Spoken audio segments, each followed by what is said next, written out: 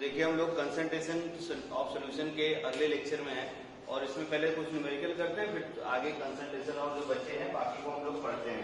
जैसे फर्स्ट वाला क्वेश्चन देखो ध्यान से, आपको इनिशियल सोल्यूशन दे रखा है कैपिटल ए और इस सोल्यूशन में ये दे रखा है कि ये 0.2 मोलर है और 20 मिलीलीटर सोल्यूशन है। इसको हमने डाइल्यूट किया पानी मिला के, डाइल्यूशन पानी ऐड कर दिया और ऐड करने के बाद जो सोल्यूशन है उसका वॉल्यूम, उसकी मोलरिटी हो गई 0.4 मोलर। तो आपने कितना पानी ऐड किया ये आपको बताना है। ये फर्स्ट क्वेश्चन है। दूसरा क्वेश्चन इधर है, ठीक है ना, HCl सोल्यूशन दे रखा है, उसकी डेंसिटी इतनी, इसकी मोलरिटी बतानी है और कुछ भी नहीं दे रखा। ये बड़ा अच्छा क्वेश्चन है, ठीक है ना। और ये थर्ड वाला क्वेश्चन है, कितना मिलीलीटर आपको वॉल्यूम ऑफ सोल्यूशन बताना है, 80% ये हो जाए। तो तीनों क्वेश्चन को आप वीडियो पॉज करके अच्छे से सॉल्व कर दीजिए। अगर हो जाए तो अच्छी बात है, नहीं तो मैं तो करूंगा ही, ठीक है ना। चलिए अगर हो गए तो अच्छी बात है, नहीं तो देखिए जरा ध्यान से। सबसे पहले देखो ये वाला केस हमने पढ़ा था, ये कौन सा केस है, वाटर एडिशन वाला केस है। और वाटर एडिशन में आप अगर याद हो तो आप कैसे लगाते थे, डाइल्यूशन वाला केस मान लेता हूं मैं, ठीक ना, इसका वॉल्यूम मान लेता हूं, ठीक ना, से इस सोल्यूशन का वॉल्यूम कितना है V2 मिलीलीटर ऐसे मान लेता हूं मैं, ठीक है ना। इसका वॉल्यूम कितना है V2 मिलीलीटर हमने मान लिया, याद रखो। तो अब देखो ध्यान से, आपको पता है कि डाइल्यूशन लॉ क्या कहता था, डाइल्यूशन लॉ आपको ये बोलता था कि M1 V1 इक्वल टू क्या होता है, देखो M2 V2। अब देखना M1 की वैल्यू कितनी है 0.2 मोलर, V1 कितना है 20 मिलीलीटर। मान लो ये वॉल्यूम अपने को मिलीलीटर में आंसर बताना है, ठीक है ना। तो 20 मिलीलीटर इक्वल टू M2 कितना है 0.4, ठीक है ना, और इनटू क्या हो गया देखो V2। अब खूब अच्छे जरा ध्यान से देखो, तो V2 में एक्चुअली में क्या है, V1 है, यानी जितना वॉल्यूम इसका है, ठीक ना, और प्लस कितना पानी ऐड किया हूं यही ना V2 की वैल्यू है। और V1 की वैल्यू तुम्हारे पास पता है कितना मिलीलीटर है, 20 मिलीलीटर। तो जो V2 है, ठीक ना, ये देखो ध्यान से, V2 तुम्हारा कितना हो गया, V2 यहां से सॉल्व कर लो, V2 कितना हो गया 20 प्लस वॉल्यूम H2O। अब हम क्या करते हैं, ये जो V2 वाली वैल्यू है यहाँ ले जाके पुट कर देते हैं, ठीक है ना, यहाँ पुट कर दोगे और V2 के सॉल्व कर लेना, आंसर आ जाएगा। ये तो हो गया प्रोसेस से, ठीक ना, ये हो गया तुम्हारा टाइप 1।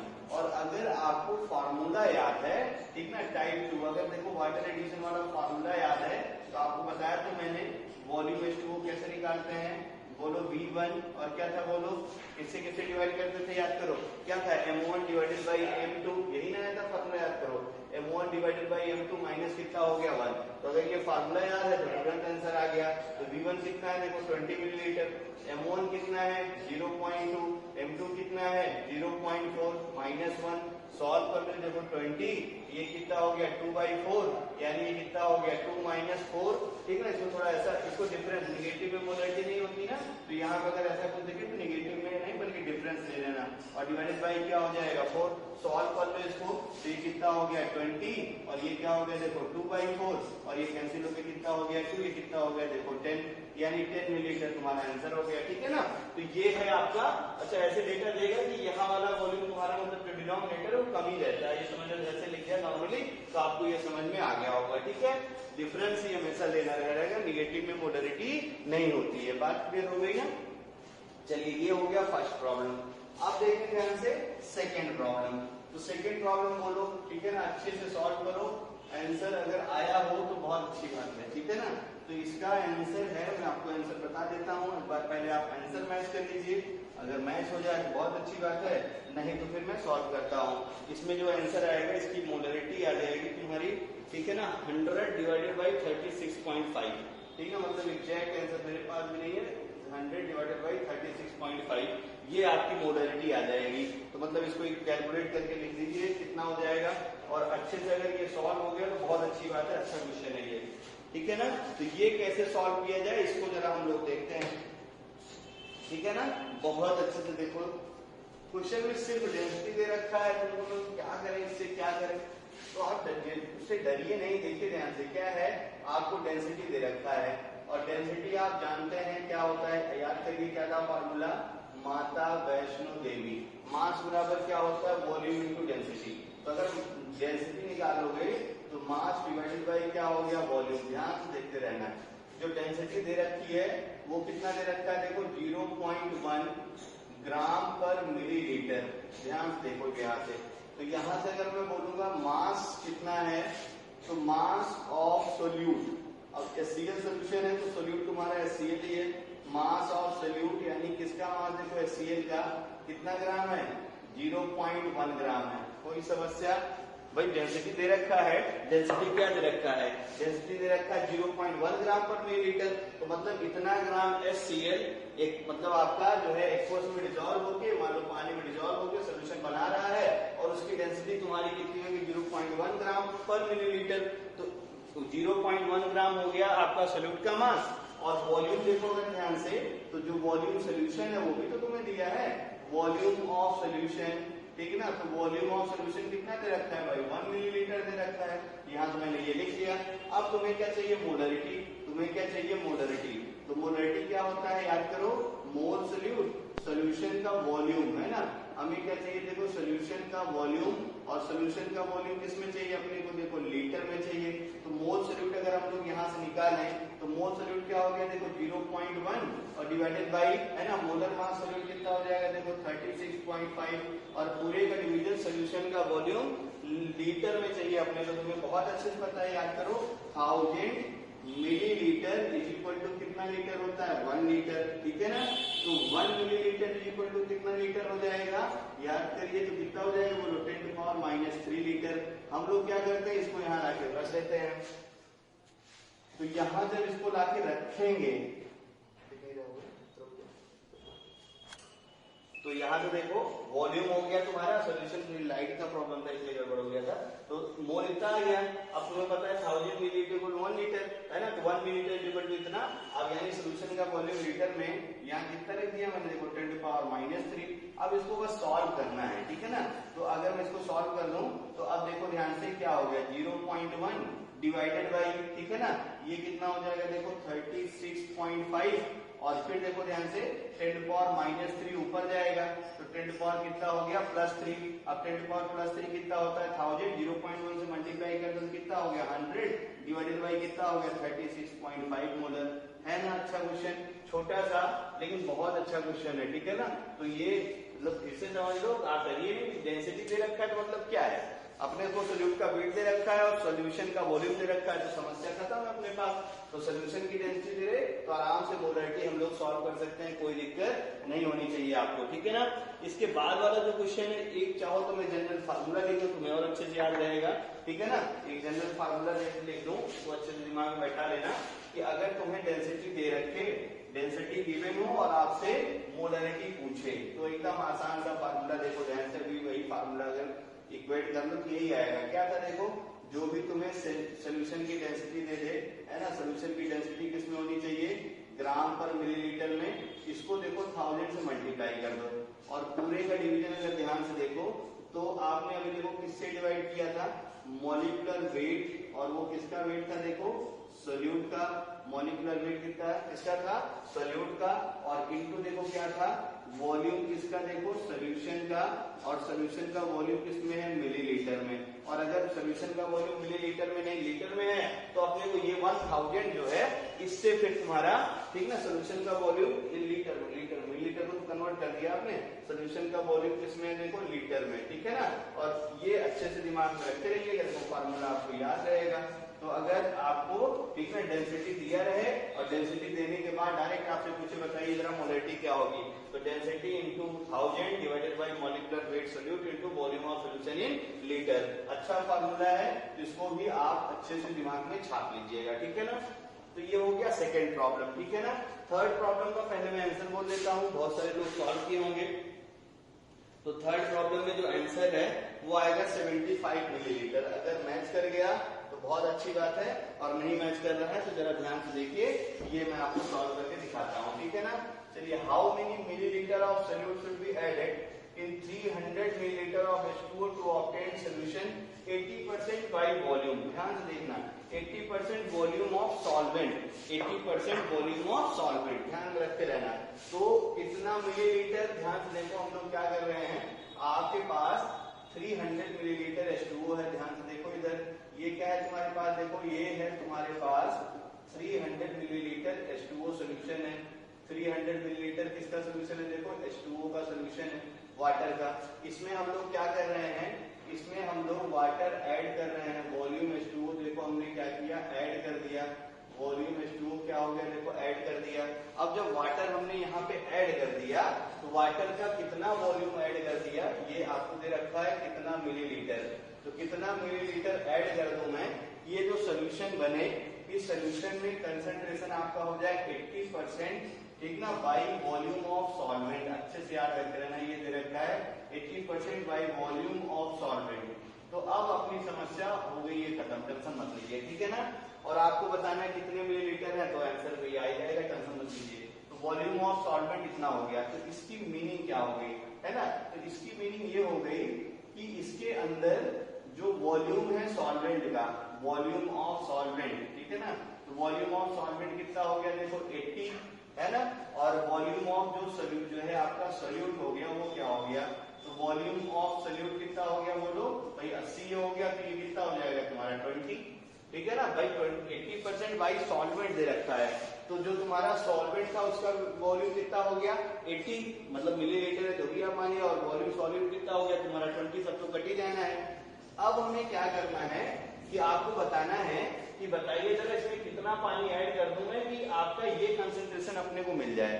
तो अब देखना ध्यान से, वॉल्यूम बाई वॉल्यूम परसेंटेज का फार्मूला लिख दिया जाए, तो वॉल्यूम बाई वॉल्यूम परसेंटेज आप देखो तो क्या होता है, वॉल्यूम सोल्यूट डिवाइडेड बाई क्या होता है, बोलो वॉल्यूम सोल्यूशन, और इनटू क्या होता है, देखो 100, यही ना होता है। इसके भाई ये फार्मूला है, अब इस फार्मूले को हम लोग थोड़ा इक्वेट कर देते हैं, तो वेट बाई वॉल्यूम सोल्यूट अगर आप लिखो तो अब देखना ध्यान से, वॉल्यूम ऑफ सोल्यूट कितना परसेंटेज, भाई 80% ये है, तो ऑब्वियस सी बात है 20% ये हो जाएगा, यानी इसके अंदर मैं लिख सकता हूँ 20% वॉल्यूम बाई वॉल्यूम ऑफ क्या है तुम्हारा, देखो सोल्यूट है, कोई समस्या नहीं। अब देखो ये सोल्यूट का परसेंटेज हो गया वॉल्यूम बाई वॉल्यूम, तो ये कितना हो गया देखो 20, और वॉल्यूम ऑफ सोल्यूट है ना, तो हमें ये वाला देखो वॉल्यूम ऑफ सोल्यूट जो था, ठीक है ना, वो हमें पता चल गया भाई वॉल्यूम ऑफ सोल्यूट कितना है, तो वॉल्यूम ऑफ सोल्यूट मान लेते हैं जो हमने ऐड किया वो 20 मिलीलीटर हम लोग ऐड कर रहे हैं, तो कितना हो गया देखो V डिवाइडेड बाई, ठीक है ना। अब देखना टोटल वॉल्यूम सोल्यूशन कितना हो गया 300, तो देखो पहले से था और फिर से आपने V ऐड कर दिया, ठीक है ना, तो V बाई V इंटू क्या हो गया, इधर से देखो 100। अब यहाँ से आप सॉल्व कर लीजिएगा, ठीक है ना, तो यहाँ से जब सॉल्व कर लेंगे तो V की वैल्यू क्या आ जाएगी 75 मिलीलीटर। अपने आप में ये भी बहुत अच्छा क्वेश्चन है, डरना नहीं है। देखो 80% बाई वॉल्यूम दे रखा है, तो मतलब क्या होगा, सॉल्वेंट का वॉल्यूम कितना हो गया, तो सोल्यूट का वॉल्यूम कितना हो गया 20, यानी वॉल्यूम बाई वॉल्यूम परसेंटेज कितना हो गया 20% वॉल्यूम बाई वॉल्यूम। फार्मूला लिख दिया, सॉल्व कर लिया, आंसर आ गया, कितना आ गया आंसर 75 मिलीलीटर। तो आई होप यहाँ तक आपको बहुत अच्छे से क्लियर हो गया होगा, ठीक है ना। तो ये है आपका मोलरिटी, और अभी एक क्वेश्चन और हम लोग करते हैं तो और चीजें मोलरिटी के बारे में क्लियर हो जाएंगे, ठीक है ना। जैसे देखिए मैं आपसे पूछूंगी, ये क्वेश्चन देखो ध्यान से, ठीक है ना, क्वेश्चन ऐसे देखते हैं हम लोग, देखना हाउ मेनी लीटर, अच्छे से याद रखिए, how many litre 2 molar H2SO4 is required, how many liters 2 molar H2SO4 is required for, अच्छे से याद रखो, for complete neutralization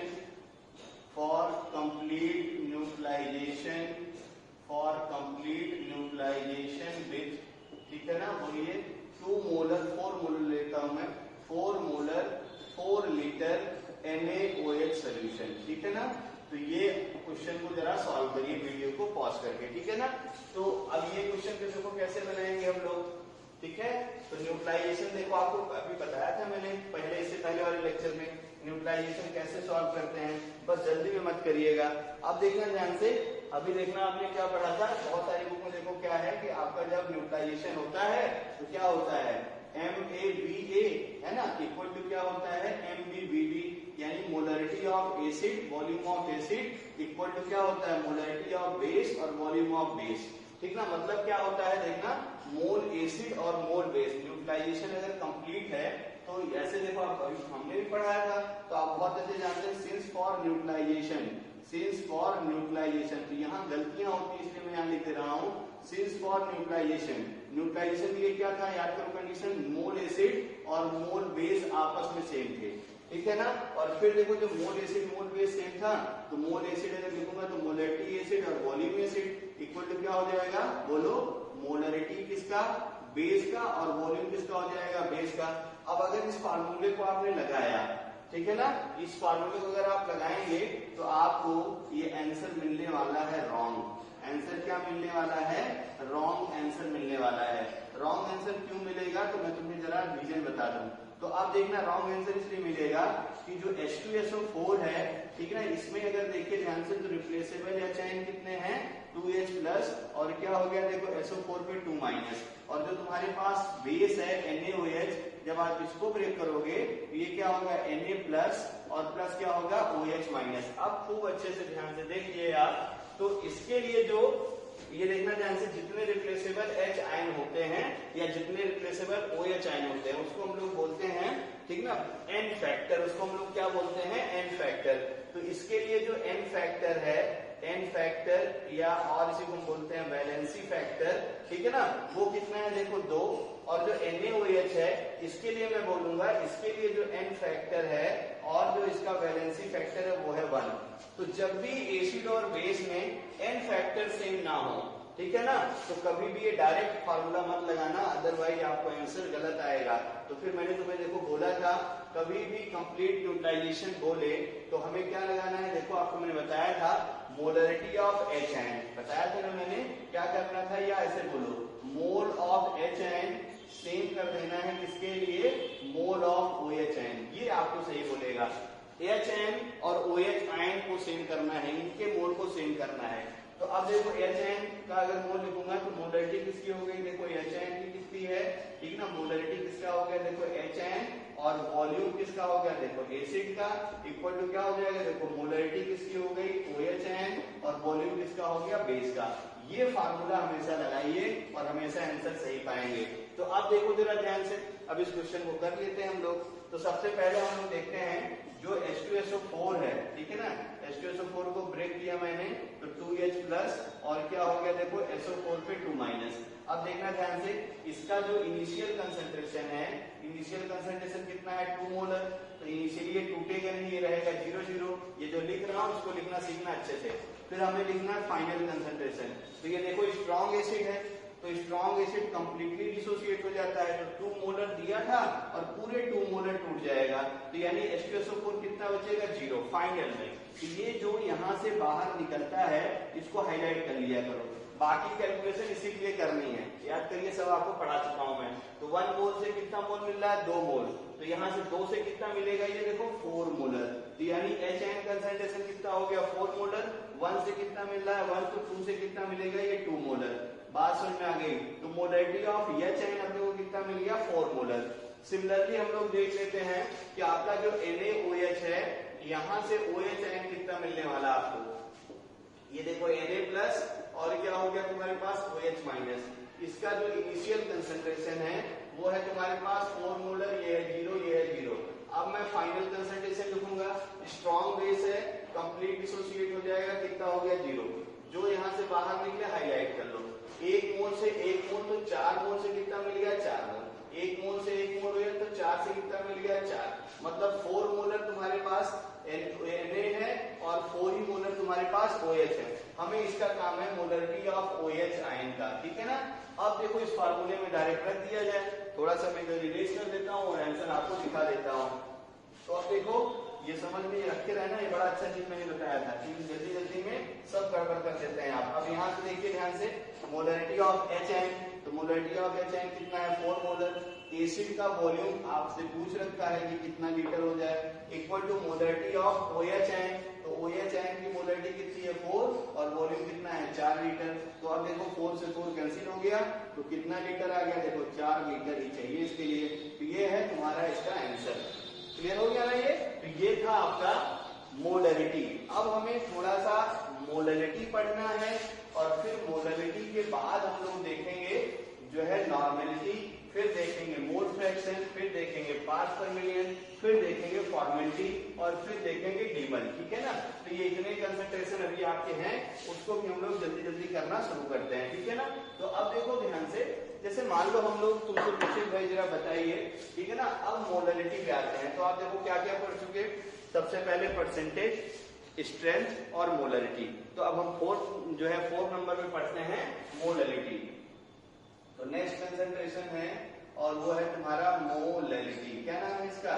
मोलैलिटी। और मोलैलिटी मैंने पहले बोला, इसको याद रखिए, स्मॉल एम, और ये है आपकी मामी जी, है ना। कैपिटल एम मोलैलिटी है, अच्छे से याद रखेंगे। ये है आपके मामा जी, है ना, और जो स्मॉल एम है ये क्या है? आपकी मामी जी, ठीक है ना। अभी देखना मामा मामी सबका रिलेशन हमें पढ़ना रहेगा। तो मोलैलिटी, ठीक है ना। अब देखना ध्यान से मोलैलिटी की डेफिनेशन। तो मोलैलिटी क्या होता है, पहले इसका फॉर्मूला लिखो, तो डेफिनेशन आप लिखना खुद ब खुद सीखते हैं, जान गए हैं। जैसे मोलैलिटी क्या होता है, number of mole of solute, ठीक ना, divided by mass of solvent. अच्छे से दिमाग में रखते रहना, मास ऑफ सॉल्वेंट, ठीक है ना। मोलैलिटी क्या होती है, number of mole of solute divided by mass of solvent in kilogram, ठीक है ना, ध्यान में रखे रहना। अब देखो अगर मुझे इसकी डेफिनेशन लिखनी है, तो इफ यहां अगर लिख दूं मैं मास ऑफ सॉल्वेंट, ठीक है ना, अगर मान लो mass of solvent is equal to, अगर मैं 1 kg लिख दूं, तो देन देखना ध्यान से, देन क्या हो जाएगा, स्मॉल m इक्वल टू क्या हो जाएगा, मोल तुम्हारा किसका, सोल्यूट का, ठीक है ना। तो अब देखो डेफिनेशन आपको मिल गई।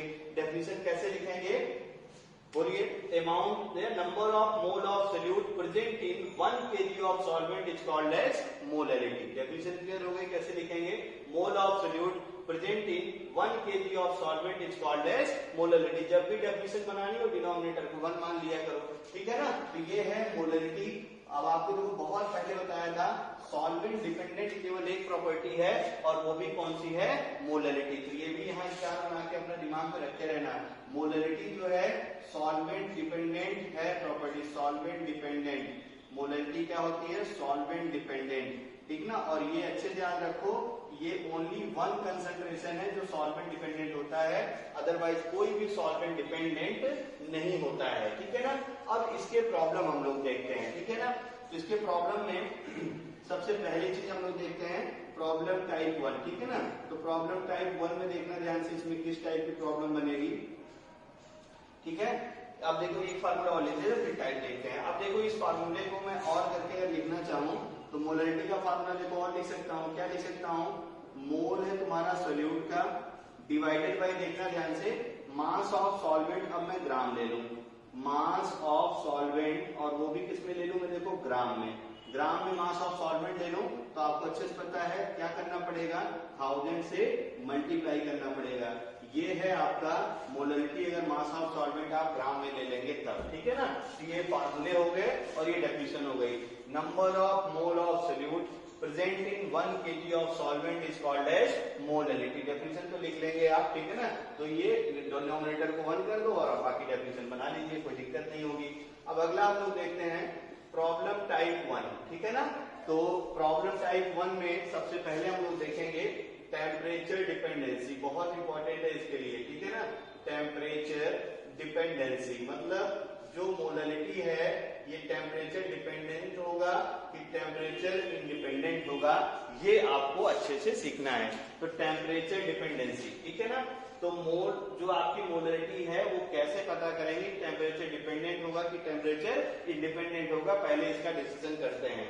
तो देखो मोल फिक्स ही है, आपको अच्छे से पता है। मास ऑफ सॉल्वेंट, तो इसमें देखो कोई वॉल्यूम टर्म तो आ नहीं रहा है, तो तुमको मैंने बहुत पहले बताया था वो सारे कंसंट्रेशन टर्म जिसमें वॉल्यूम टर्म नहीं आएगा वो सारा कंसंट्रेशन क्या हो जाएगा, टेम्परेचर इंडिपेंडेंट। बात समझ में आई। तो याद रखे रहना, सिंस मोलैलिटी है ना, सिंस मोलैलिटी नॉट इन्वॉल्व, ऐसे लिख देता हूं मैं, सिंस मोलैलिटी बोलो not involve volume term, since molality not involve, अच्छे से याद रखे रहना, वॉल्यूम टर्म, अच्छे से दिमाग में बैठे रहो, since molality not involve volume term, ठीक है ना।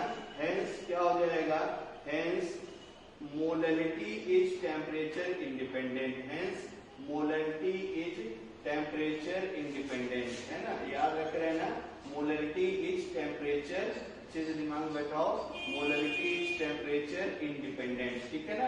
तो मोलैलिटी जो होती है वो टेम्परेचर पे डिपेंडेंट नहीं रहती है। क्यों नहीं रहती है, क्योंकि इसमें वॉल्यूम टर्म है ही नहीं, ठीक है ना। एक क्वेश्चन आपसे पूछता है कि अगर आपसे एक्सप्लेन वाई, है ना, एक्सप्लेन वाई, ये क्वेश्चन आपको 12th के लिए इंपॉर्टेंट है, 11th में तो अच्छा नहीं आता, लेकिन 12th में अक्सर आया करता है और 11th में भी आ सकता है, कोई दिक्कत नहीं है। एक्सप्लेन वाई मोलरिटी है ना, याद रखे रहना, मोलरिटी प्रिफर्स ओवर मोलरिटी। तो मोलरिटी जो है, मोलरिटी से अच्छा मानते हैं, क्यों प्रिफर करते हैं। कोई भी अगर मुझे दवा अगर मान लो बनानी है तो हम वो दवाएं मोलरिटी कंसंट्रेशन ज्यादा बनाना पसंद करते हैं, मोलरिटी कंसंट्रेशन कम बनाना पसंद करते हैं।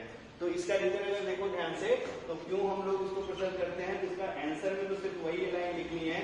बी कॉज में क्या लिखेंगे, देखो जो मोलरिटी है ये क्या है, देखो टेम्परेचर इंडिपेंडेंट है। जो मोलरिटी है ये क्या है तुम्हारा, टेम्परेचर इंडिपेंडेंट है। और जो मोलरिटी है, जो तुम्हारे पास मोलरिटी है ये क्या है, देखो टेम्परेचर डिपेंडेंट है, ठीक है ना। तो मोलरिटी टेम्परेचर डिपेंडेंट है और मोलरिटी आपकी टेम्परेचर इंडिपेंडेंट है। तो जैसे देखो क्यों मोलरिटी प्रेफर करते हैं, तो जैसे मान लो कोई मुझे दवा बनानी है, ठीक है ना, तो दवा जब भी बनाएंगे तो वो मेडिसिन हम लोग मोलरिटी कंसंट्रेशन बनाना पसंद करेंगे एज कंपेयर टू मोलरिटी। क्यों ऐसा, क्योंकि देखो मोलरिटी है टेम्परेचर इंडिपेंडेंट, कैसी भी दवा बनाइए कहीं भी रखिए कोई फर्क नहीं पड़ेगा। और अगर तुमने मोलरिटी कंसंट्रेशन की दवाएं बना दी तो वो वॉल्यूम डिपेंडेंट है। अब उसमें मतलब वॉल्यूम टर्म है तो टेम्परेचर डिपेंडेंट हो गई। तो यानी हमें वो दवा को रखने के लिए टेम्परेचर का कोई कंडीशन देना पड़ेगा। आप देखिए जैसे बहुत सारी दवाएं ऐसी है तो डॉक्टर बोलता है कि आप जरा इसको गर्म पानी से खाना, इसको ठंडे पानी से खाना। क्यों बोलता है वो, इसीलिए ना बोलता है कि वो टेम्परेचर वेरी करा के उस दवा की रिएक्टिविटी को कंट्रोल करने के लिए, या उसको ज्यादा इफेक्टिव करना है कम इफेक्टिव करना है। बाकी डॉक्टर साहब आप बनेंगे तो जान जाएंगे। तो ये सब चीजें यानी मोलरिटी जो है हम लोग इसलिए प्रेफर नहीं करते। या ऐसे भी आप देखिए, आप कभी जो है मेडिकल स्टोर जाइए, कोई अच्छा महंगा इंजेक्शन हो तो देखो उसको फ्रिज में रखे रहते हैं, फ्रिज से निकाल के देते हैं आपको, है ना, बोलते हैं भैया इसको धूप में मत रखना। या बहुत सारी चीजें जैसे आप देखो कोई भी आप जो है क्रीम अगर देखिए आप, कोल्ड क्रीम है, ठीक है ना, सन क्रीम है, सन लोशन, दुनिया भर की चीजें, तो आप बोलते हैं ये क्रीम लगा के धूप में मत जाओ, है ना, रात में लगा के सो जाना है। तो क्यों बोलते हैं, पता चला कि आप जो है वो अगर बनाए कि भाई ये क्रीम लगा के धूप में नहीं जाना है, और पता चला क्रीम गोरा करने वाली है और आप लगा के धूप में चले गए तो पता चले गोरे के प्लेस पे क्या हो जाएंगे, काले हो जाएंगे। तो लगाने का क्या फायदा, है ना। सब देखो सब क्रीम में लिखा रहता है, गोरे वाले क्रीम में कि भाई इसको लगा के धूप में मत जाइए, या सनस्क्रीन में लिखा रहता है कि लगा के धूप में ही घूमिए, इसको लगा के सोइए नहीं, ठीक है ना, सनलाइट पड़ना ही चाहिए। नहीं, अगर ऐसा नहीं करोगे तो क्या होगा, पता चलेगा जो गोरा वाली क्रीम है वो काला करेगी और जो काले करने की क्रीम है वो गोरा करना शुरू कर देगी। समझ में आ गया होगा। इसीलिए हम लोग क्या करते हैं, मोलरिटी को प्रेफर करते हैं एज कंपेयर टू मोलरिटी। और मोलरिटी कंसंट्रेशन पे जो भी मतलब चीजें बनती है वो सस्ती भी होती है, कॉस्ट इफेक्टिव भी होता है, क्योंकि कहीं भी रख दो कोई फर्क नहीं पड़ता है। आप देखिए जो मतलब झोला छाप डॉक्टर है वो आपको जब भी दवा लेने जाएंगे तो आपको कोई अच्छा कैप्सूल भी नहीं लिखता, वो मतलब लिखता क्या, वो तो देता है, वो अच्छे कैप्सूल भी नहीं देता, करता क्या, लाल गोली, पीली गोली, हरी गोली मिला के लो, एक पुड़िया खा लो सुबह शाम, बस समझ में, 4 पुड़िया बना देगा, सुबह शाम खा लेगा। अब उसको ये पता है कि मोलरिटी कंसंट्रेशन ही कैसे रखेगा कोई फर्क नहीं पड़ेगा। लेकिन वही आप अच्छे डॉक्टर को दिखाइए, है ना, तो आपको बोलेगा कि भाई ये अच्छा सा कैप्सूल देगा, 8 रुपए, 10 रुपए, 25 रुपए, जितना भी हो पता नहीं, तो वो क्या है बोलेगा भाई ये अच्छा कैप्सूल है। आप जाएंगे दवा पे लेने के लिए दुकान पे भी तो आप देखेंगे अगर बहुत अच्छा महंगा इंजेक्शन है तो बोलेगा इसको फ्रिज निकाल देगा, फिर से बोलेगा इसको फ्रिज में रखिएगा सर, इसको बाहर मत रखिएगा। इसीलिए आप मोलरिटी को हमेशा मोलरिटी से अच्छा मानते हैं, क्योंकि कॉस्ट इफेक्टिव भी नहीं है और सस्ता भी है, ठीक है। अगला देखो मोलरिटी का प्रॉब्लम हम लोग पढ़ते हैं, पहले भी पढ़ चुके थे। रिलेशन बिटवीन मोलरिटी मामा जी, मोलरिटी मामी जी और डेंसिटी ऑफ सोल्यूशन, ठीक है ना। तो हमें क्या करना है, इन तीनों में जरा रिलेशन अपने को फिर से याद रख लेना है। बहुत सारे लोगों को याद होगा तो साथ साथ बोलेंगे, बोलो क्या था, small m equal to 1000 times of, बोलो 1000 times of capital M, 1000 time of capital M divided by क्या था, बोलो 1000 टाइम्स ऑफ दी माइनस, बोलो मोलरिटी इनटू, बोलो क्या था, मोलर मास ऑफ सोल्यूट, ठीक है ना। ये बहुत अच्छे से फार्मूला आपको याद है तो बहुत अच्छी बात है।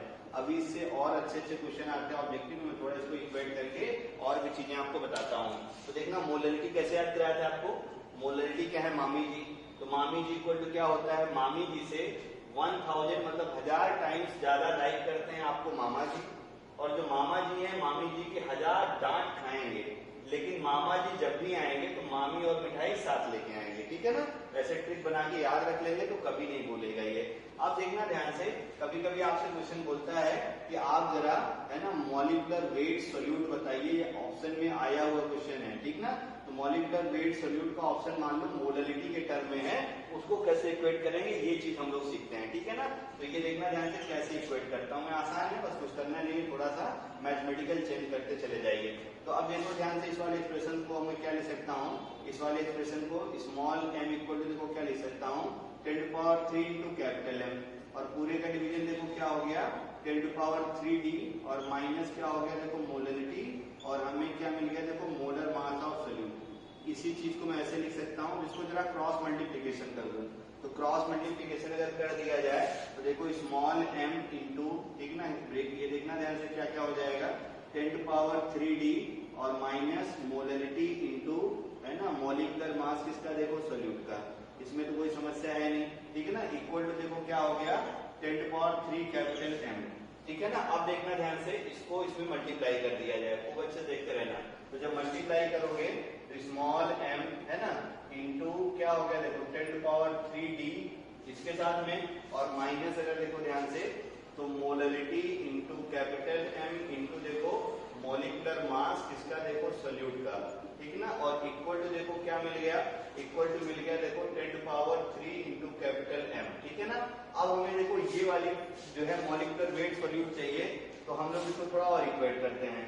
तो अब देखना ध्यान से, ये क्या हो जाएगा स्मॉल m माइनस के साथ में इंटू कैपिटल M, और ये देखो क्या हो जाएगा मॉलिक्यूलर मास, और मॉलिक्यूलर मास किसका देखो सोल्यूट का इज इक्वल टू क्या हो जाएगा 10 to power 3 into capital M, ये वैल्यू इधर चली जाएगी माइनस स्मॉल m है ना, ऐसे लिख दिया जाए 10 to power 3 है ना, और d into small m molarity, ठीक है ना। ये हो गया तुम्हारा। अब थोड़ा और इक्वेट करो इसको भाई, तो हमें यहाँ से अब देखना ध्यान से, ये माइनस है, इसको पहले प्लस में किया जाए, तो प्लस में करने के लिए क्या करना पड़ेगा, इसको साइन को चेंज करना पड़ेगा। तो यहाँ देखो अगर मैं इसको लिखना चाहूँ मोलरिटी मोलरिटी, और ये देखो क्या है मॉलिक्यूलर मास, और वो भी किसका देखो सोल्यूट का, इक्वल टू देखो क्या हो जाएगा जो प्लस में है वो माइनस में, और जो माइनस में वो प्लस में 10 to power 3 d into m minus क्या हो जाएगा 10 to power 3 into capital M, ठीक है ना। अब यहाँ से देखो हम लोग क्या करते हैं, मोलर मास सोल्यूट को यहाँ से सॉल्व करते हैं। तो मोलर मास सोल्यूट यहाँ से सॉल्व कर लो, तो देखो क्या हो गया 10d है ना 10 to power 3d into m, और माइनस देखो 10 to power 3 कैपिटल M, और पूरे का डिवीजन देखो क्या हो गया small m into capital M, ठीक है ना। अब क्या करो small m into capital M से दोनों को अलग अलग डिवाइड कर दो।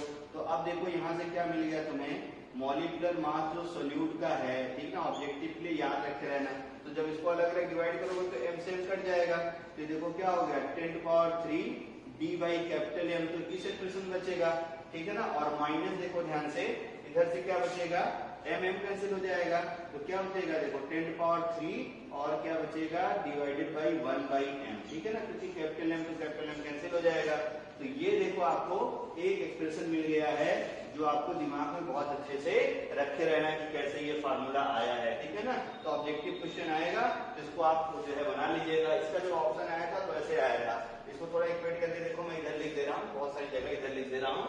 देखो 10 to power 3 से अगर कॉमन ले लो, इसी को देखो क्या लिख सकता हूँ मैं, मॉलिक्यूलर मास जो भी तुम्हारे पास सोल्यूट है इसको पूरे को 10 to power 3 से डिवाइड कर दो, ठीक है ना। और इक्वल टू देखो क्या मिल जाएगा d यानी डेंसिटी ऑफ सोल्यूशन, ठीक है ना, डिवाइडेड बाई m, और माइनस क्या हो गया देखो 1 बाई m, ठीक है ना। तो ये है आपका molarity molar mass of solute, ठीक है ना, और मोलरिटी और डेंसिटी रिलेशन से एक अच्छा सा एक्सप्लेनेशन, अच्छा सा क्वेश्चन, ठीक है ना। तो क्लियर हो गया होगा ये आपको बहुत अच्छे से, ठीक है। अब हम लोग देखते हैं इस पे रिलेटेड और सारे क्वेश्चन कैसे आपके बनते हैं, ठीक है ना। तो एक आसान सा क्वेश्चन करते हैं, उसी से आपको इसके कॉन्सेप्ट से और अच्छे से कंफर्टेबल होंगे, और फिर धीरे धीरे हम लोग टफ लेवल की प्रॉब्लम इसका बनाएंगे, ठीक है ना। ये समझ में आ गया ना सबको। चलिए एक बार वीडियो और रिवाइड करके देख लीजिएगा, ना समझ में आए तो। अब हम लोग क्वेश्चन करते हैं, तो क्वेश्चन में देखो खूब अच्छे से दिमाग में कि कैसे हम लोग क्वेश्चन को अरेंज करें। जैसे फाइंड द, एक एक क्वेश्चन में लिख देता हूँ, फिर आप लोग उसके आंसर बताइए, ठीक है ना। तो पहला क्वेश्चन कुछ इसमें होमवर्क रहेंगे, और जो है आपको कुछ क्वेश्चन अभी सॉल्व करना है। तो फर्स्ट क्वेश्चन है तुम्हारा फाइंड मोलरिटी ठीक है ना। और आपको बताना है of A 530 gram glucose 530 gram glucose